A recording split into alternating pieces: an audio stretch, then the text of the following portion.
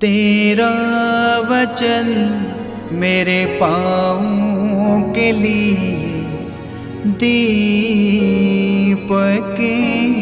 है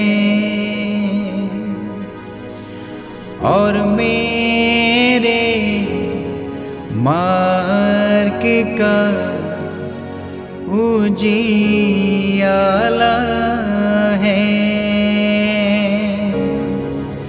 तेरा वचन मेरे पाँव के लिए दीपक है। ख्रिस्त में मेरे प्यारे भाइयों और बहनों, प्रभु यीशु मसीह के मीठे और मधुर नाम में आप सभी को जय यीशु। हम लोग प्रभु के पवित्र और जीवंत वचन पर मनन चिंतन करेंगे। जो ईश्वर सर्वोच्च और सर्वशक्तिमान है, जो दया का सागर और करुणा का सागर है, जिसके एक एक वचनों में अनंत जीवन छुपा हुआ है। आज उस प्रभु के पावन और जीवंत वचन पर हम मनन करेंगे। हम लोग देखते हैं संत यूहन्ना का सुसमाचार उसके अध्याय 15 पद संख्या 1 से 8 तक में लिखा है कि मैं सच्ची दाखलता हूँ और मेरा पिता बागवान है। वह उस डाली को जो मुझ में नहीं फलती काट देता है और उस डाली को जो फलती है छांटता है, जिससे वह और भी अधिक फल उत्पन्न करे। मैंने तुम लोगों को जो शिक्षा दी है उसके कारण तुम शुद्ध हो गए हो। तुम मुझ में रहो और मैं तुम में रहूँगा। जिस तरह दाखलता में रहे बिना डाली स्वयं नहीं फल सकती, उसी तरह तुम मुझ में रहे बिना फल नहीं सकते। मैं दाखलता हूँ और तुम डालियाँ हो। जो मुझ में रहता है और मैं जिसमें रहता हूँ वही फलता है, क्योंकि मुझसे अलग रहकर तुम कुछ भी नहीं कर सकते। यदि कोई मुझ में नहीं रहता तो वह सूखी डाली की तरह फेंक दिया जाता है और लोग ऐसी डालियां बटोर लेते हैं और आग में झोंक कर जला देते हैं। यदि तुम मुझ में रहो और मेरी शिक्षा तुम में बनी रहे तो जो चाहो मांगो वह तुम्हें दिया जाएगा। मेरे पिता की महिमा इससे प्रकट होगी कि तुम लोग बहुत फल उत्पन्न करो और मेरे शिष्य बने रहो। मेरे प्यारे भाइयों और बहनों, आज इन वचनों में हम लोग देखते हैं प्रभु का पवित्र वचन कहता है कि मैं सच्ची दाखलता हूँ और तुम सब मेरी डालियाँ हो। प्रभु कहते हैं कि सच्ची दाखलता मैं हूँ। दाखलता, प्रभु अपने आप को दाख के वृक्ष से संबोधित करते हैं और वह कहते हैं कि जिस तरह एक डाली स्वयं पेड़ से जुड़े बिना फल उत्पन्न नहीं कर सकती, उसी तरह तुम भी मुझसे जुड़े बिना फल उत्पन्न नहीं कर सकते हो। उन्होंने कहा है कि सच्ची दाखलता मैं हूँ और मेरा पिता बागवान है। जिस तरह हर बाग का, हर बगीचे का एक माली होता है, उसी तरह प्रभु कहते हैं कि मैं भी दाखलता का वृक्ष हूँ और मेरा स्वर्गीय पिता माली है। वह बागवान है, वह वृक्ष की देखभाल करता है, वह पेड़ की, पूरे बगीचे की रखवाली करता है। और वह कहते हैं कि जो डाली मुझ पे नहीं फलती है वह उसको काट देता है, परंतु जो डाली मुझ में फलती है वह उसको छांटता रहता है। यही भगवान का काम है।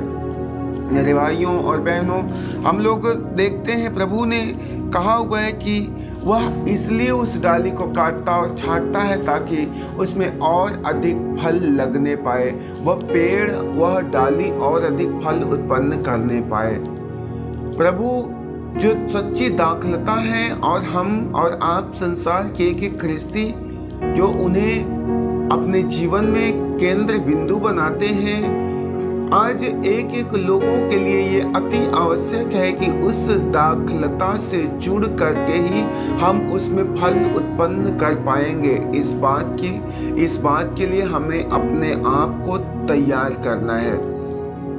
इस बात के लिए मेरे मन को इस तैयार होना है कि वास्तव में आप महसूस कर सकते हैं कि जिस तरह एक पेड़ से एक डाली टूट जाए तो वह कभी फलवंत नहीं हो पाएगी, वह कभी विकास नहीं कर पाएगी, उसमें नई नई टहनियाँ, नए नए पत्तियाँ, फूल और फल नहीं लग पाएंगे, क्योंकि अब उस डाली को जीवन का स्रोत मिलना बंद हो चुका है। ठीक उसी प्रकार प्रभु सारे जीवन के, सारे कृपा के स्रोत हैं, और यदि हम उनसे जुड़े ना रहेंगे तो कृपाएं या बरकत या आशीष हमारे जीवन में ठहरने नहीं पाएगी। हम उस पिता के कृपा के योग्य नहीं बन पाएंगे। प्रभु यीशु मसीह के बिना ये जीवन असंभव है। प्रभु यीशु मसीह के बिना ये जीवन अधूरा है। मेरे भाइयों और बहनों, आप ख्रिस्ती हैं, लेकिन आपके जीवन में यदि आज्ञा पालन नहीं है, आप प्रभु से जुड़े हुए नहीं हो, आप वास्तव में फल नहीं उत्पन्न कर पाओगे। आपके अंदर में चाह बड़ी होगी, इच्छाएं बड़ी होगी, अभिलाषाएं बड़ी होगी।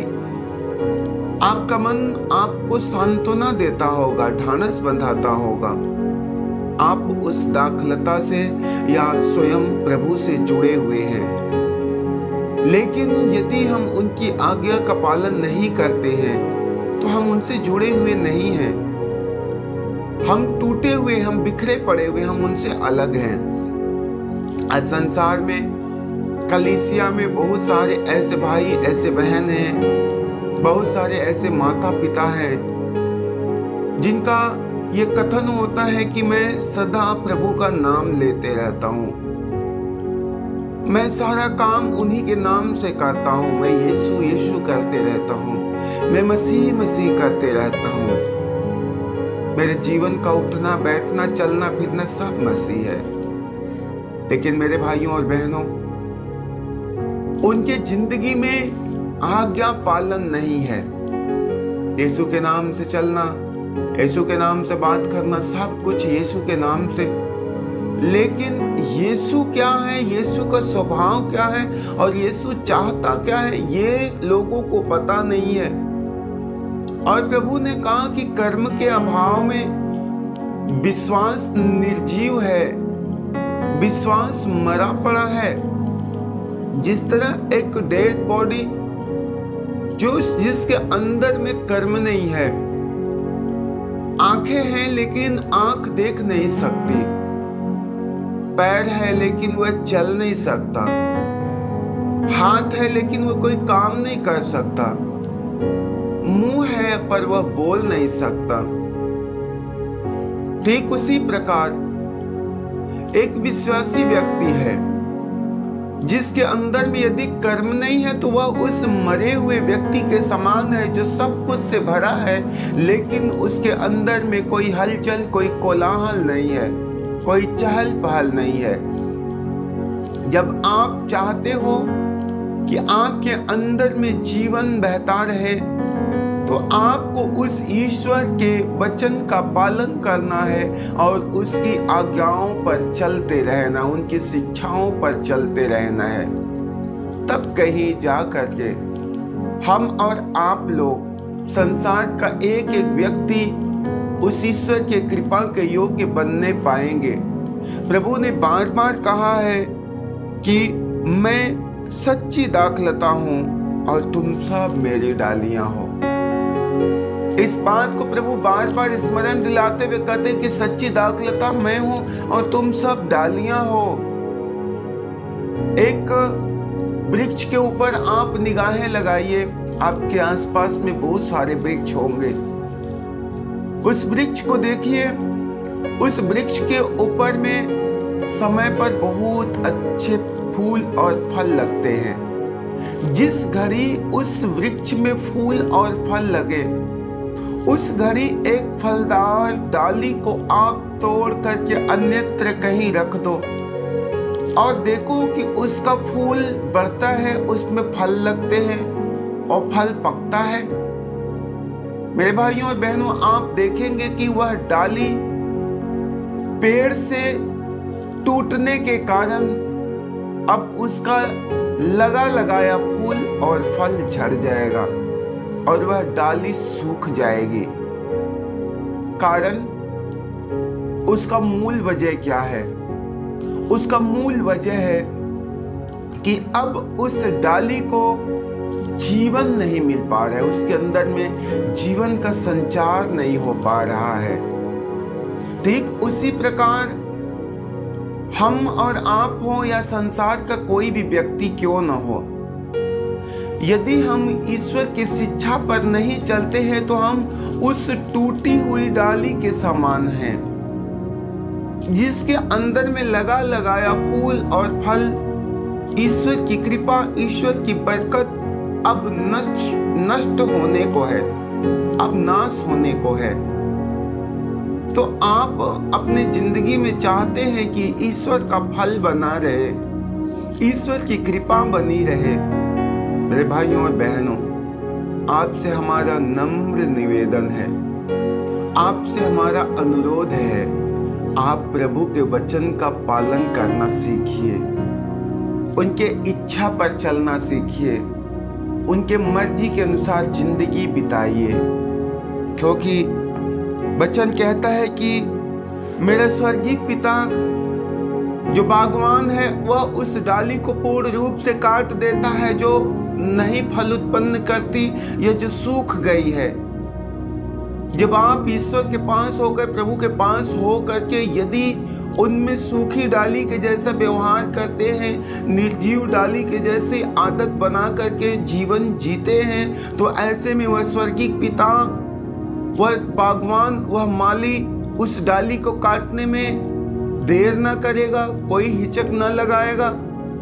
परंतु आप यदि उस दाखलता से जुड़ करके फल उत्पन्न कर रहे हैं, आप उनके मर्जी के अनुसार उनके सुसमाचार को एक दूसरे तक पहुंचा रहे हैं, ऐसे में आपको वह काटते और छांटते हैं। जो बागवान का स्वभाव है, जो माली का स्वभाव है कि फलने वाले वृक्ष की वह अच्छे से देखभाल करता है, उसके अंदर की सारी कमियों को, सारी अशुद्धियों को निकालता है और उसे एक फल उत्पन्न करने के लिए एक मजबूत वृक्ष का रूप देता है, एक सुंदर वृक्ष का रूप देता है। मेरे भाइयों और बहनों, आज जब आप एक ख्रिस्ती जिंदगी जी रहे होंगे, आपके जीवन में भी कटाव, छटाव, उतार चढ़ाव आएंगे। आप यदि ख्रिस्त के अनुसार उनकी मर्जी पर चल रहे होंगे तो आपके जीवन में भी समस्याएं होंगी, परेशानियां होंगी, लेकिन उससे डरने या घबराने की जरूरत नहीं है। ये कटाव, ये छटाव आपको और मजबूत करने के लिए, आपको जीवंत ईश्वर के करीब ले जाने के लिए है। इसलिए प्रभु कहता है, तुम मुझ में रहो, मेरी शिक्षा तुम में बनी रहे तो तुम बहुत सारा फल उत्पन्न करोगे। जो व्यक्ति प्रभु से जुड़ा हुआ नहीं रहेगा, जिंदगी में परीक्षाएं आने पर, समस्याएं आने पर, बीमारियां आने पर वह टूटी डाली की नाई अलग हो जाता है, वह सूख जाता है।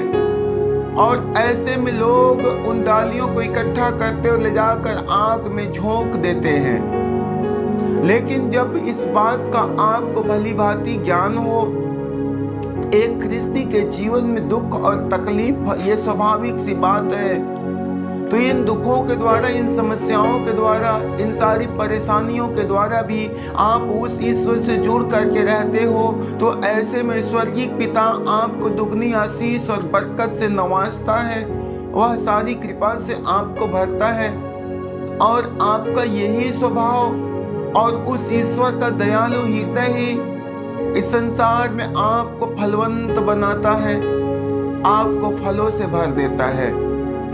हम लोग अय्यूब के जीवन से देखेंगे। अय्यूब जो एक विश्वासी व्यक्ति थे, जिंदगी में समस्याएं थी, परेशानियां था, लेकिन वो टूटते नहीं हैं, वह बिखरते या कमजोर नहीं होते हैं, लेकिन उस समस्याओं की घड़ी में, उन परेशानियों की घड़ी में भी अपने स्वर्गीय पिता से अपना ईमान बना करके रखते हैं। नतीजा यह होता है कि प्रभु उन्हें कृपा प्रदान करता है, प्रभु उन्हें आशीष और बरकत से भरता है। ठीक उसी प्रकार प्रभु आज अपने वचन में कहते हैं, यदि तुम मुझ में रहो और मेरी शिक्षा तुम में बनी रहती है तो जो चाहे मांगो वह तुम्हें दिया जाएगा। यदि आप प्रभु में जुड़ करके रहते हैं, उनके शिक्षा पर चलते हैं, आप जो चाहे मांगो वह आपको दिया जाएगा। और स्वर्गीय पिता की यही तो मर्जी है, स्वर्गीय पिता यही तो चाहता है कि आप उसमें और अधिक फल उत्पन्न करो, आप उस स्वर्गीय पिता में और अधिक फल उत्पन्न करो, उस दाखलता में फलवंत होते जाओ। आज आपको फैसला लेना है, आज आपको डिसीजन लेना है। जो समस्या आपको बड़े दिन से घेर करके रखी हुई है, आप प्रभु से प्रार्थना तो करते हैं, प्रभु आपको कर्ज से छुटकारा देते, छुटकारा नहीं मिलता। आप अपने लिए रोजगार ढूंढते हैं, रोजगार नहीं मिलता। यदि आप निसंतान हैं तो संतान के लिए तड़पते और तरसते हैं, संतान का वरदान नहीं मिलता। आर्थिक तंगी के शिकार हैं, आप बेघर हैं, एक रोगी, एक बीमार भरी जिंदगी जी रहे हैं, या और सारी बातों में आप उलझे हुए हैं, फंसे हुए हैं। आप हर दिन प्रभु की उपस्थिति में जाते हैं और उनसे प्रार्थना करते हैं, लेकिन फिर भी आपकी प्रार्थना की सुनवाई नहीं होती। मेरे भाइयों, मेरी बहनों, आज से आपको अपने प्रार्थना का तरीका बदलना है। आज से आपको सिर्फ प्रार्थना करने वाला नहीं बनना है, परंतु उन प्रार्थनाओं पर, ईश्वर के वचन पर चलने वाला बनना है, क्योंकि फल वहीं पर उत्पन्न होगा जहां पर एक उपजाऊ भूमि होगी, और उस उपजाऊ भूमि में ईश्वर का जीवंत वचन पड़ेगा। वह वचन अंकुरित होकर के एक वृक्ष बनेगा और तब कहीं जा करके उस वृक्ष में फल लगने पाएगा। ठीक उसी प्रकार आपको उपजाऊ भूमि बनना है और ईश्वर के वचन को अपने हृदय रूपी भूमि में बो करके आपको फल ग्रहण करना है, आपको आशीषित होना है। अन्यथा आप प्रभु प्रभु करते करते सारा जीवन बिता देंगे और अंत में शैतान लूट करके लेकर चला जाएगा कि बड़े दिनों से तुम प्रभु प्रभु कहते तो हो, बड़े दिनों से ईश्वर ईश्वर करते हो, लेकिन अब तक तेरा काम नहीं बना। क्यों नहीं बना? क्यों नहीं बना? क्योंकि अभी तक सिर्फ तुम प्रभु प्रभु कहते हो, लेकिन प्रभु क्या कहता है, क्या तुम वह काम करते हो? क्या आप इस बात पर विचार करते हैं? जब तक आप ईश्वर के वचन पर नहीं चलेंगे, जब तक आप उसकी शिक्षा पर नहीं चलेंगे, मेरे भाई और बहन, प्रभु की कृपा आपके लिए नहीं है, ईश्वर की आशीष आपके लिए नहीं है। हम धर्म ग्रंथ बाइबल में ऐसे बहुत सारे लोगों के विषय में देख सकते हैं, सुन सकते हैं, जिन लोगों ने प्रभु के वचन पर चल करके आशीर्वाद पाया, प्रभु के वचन पर चल करके उन्होंने अपने जीवन के जंग से जीत पाई। परंतु बहुत सारे ऐसे भी किरदार हैं, ऐसे भी व्यक्ति हैं जो प्रभु के वचन का अनादर किए, उनके वचन को छोड़ दिए और नतीजा ये हुआ कि वह नाश हो गए, बर्बाद हो गए। हम लोग देखते हैं प्रभु के शिष्य लोग, यूहन, याकूब, जो मछली पकड़ रहे थे, मछुआरे थे, सारी रात प्रयत्न किए, सारा रात प्रयास किए अपने ज्ञान, अपने समझ के अनुसार, लेकिन उन्हें एक भी मछली नहीं मिली। परंतु जब प्रभु ने उनसे कहा कि तुम अपने दाहिनी ओर जाल डालो, और ऐसे में उन लोगों ने प्रभु के कहने के अनुसार दाहिनी ओर जब जाल डाला तो उन्हें इतनी मछलियां मिल गई जो शायद अब तक उन्हें पूरे जीवन भर में प्रयत्न करने पर इतनी मछली न मिली हो। एक बार में इतनी मछली शायद वह कभी पकड़े रहे हों। मेरे भाइयों और बहनों, सारी रात मेहनत करने पर एक भी मछली नहीं मिली, लेकिन एक बार प्रभु के कहने के अनुसार जब उन्होंने उनके वचन का पालन किया तो उनको इतनी सारी मछलियां मिल गई कि उनका नाव भर गया और वे पड़ोसी मित्रों को भी बुलाते हैं और उनका नाव भी मछलियों से भर जाता है। ऐसा चमत्कार कब हुआ? इतनी कृपा, इतनी बरकत कैसे हुई? वे आशीषित और फलवंत क्यों हुए? पता है, जब वे ईश्वर की आज्ञा का पालन करते हैं, जब वे ईश्वर के वचन पर चलते हैं, उनके मार्ग पर चलते हैं।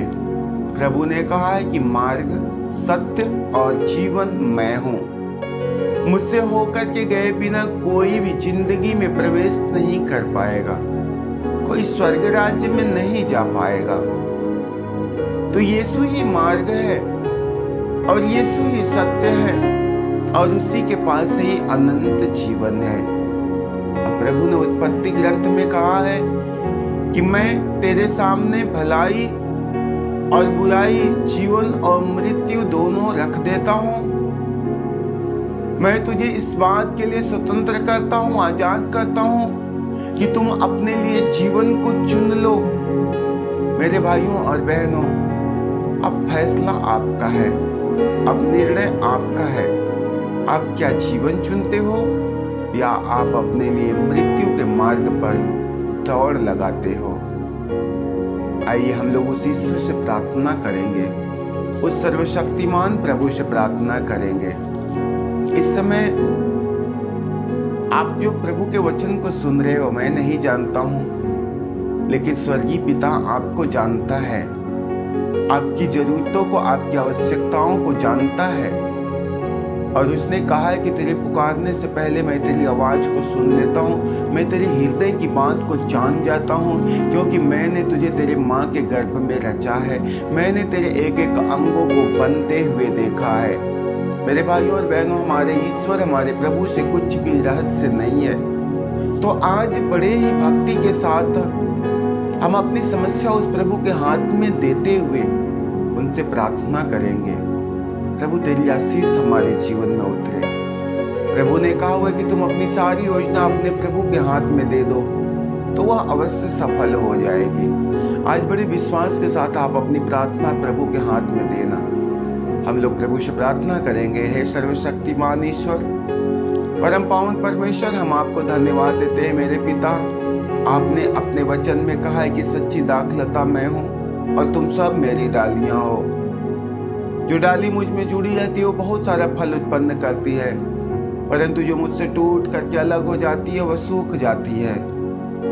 मेरे प्रभु, हमें और हमारे सभी भाई बहनों को अपने आप से जोड़ करके रखना। जिंदगी के निराशाजनक परिस्थिति में हमारा भरोसा, हमारा विश्वास टूटने ना पाए, क्योंकि प्रभु हम एक साधारण मनुष्य है। हमारा स्वभाव परमेश्वर शीघ्र ही टूट जाता है, प्रभु टूटने का है। हमारा व्यवहार प्रभु सदा अपना मार्ग खुद चुनने का है। हे पिता, तेरे वचन पर बने रहना ये मेरे बस की बात नहीं है। अंतिम पल तक ईमानदार रहना प्रभु ये मेरे बस की बात नहीं है। यदि तू मुझ पर दया ना करे प्रभु, तो मेरे गलतियों और गुनाहों को माफी न दे पिता, तो हम तेरे पास नहीं लौट पाएंगे। इसलिए प्रभु हम आपसे प्रार्थना करते हैं, तू हम पर और हमारे पूरे परिवार पर अपनी कृपा बना करके रखना पिता। मेरे ईश्वर, हमारे जीवन में सदा तेरी शांति बनी रहे, हमारे परिवार में तेरी शांति बनी रहे प्रभु। हमारे घर में, हमारे समाज में तेरा राज्य आए पिता। हम घटते जाएं, तू और तेरा राज्य बढ़ता जाए। मेरे प्रभु, जैसे आपने बीते हुए एक एक पल, एक एक घड़ी में हम लोगों को संभाला, सुरक्षित रखा, उसी तरह पिता आप सारा जीवन हमारे साथ रह जाइए। हमारे होठों को, हमारे जीवों को शुद्ध और पवित्र बनाइए प्रभु।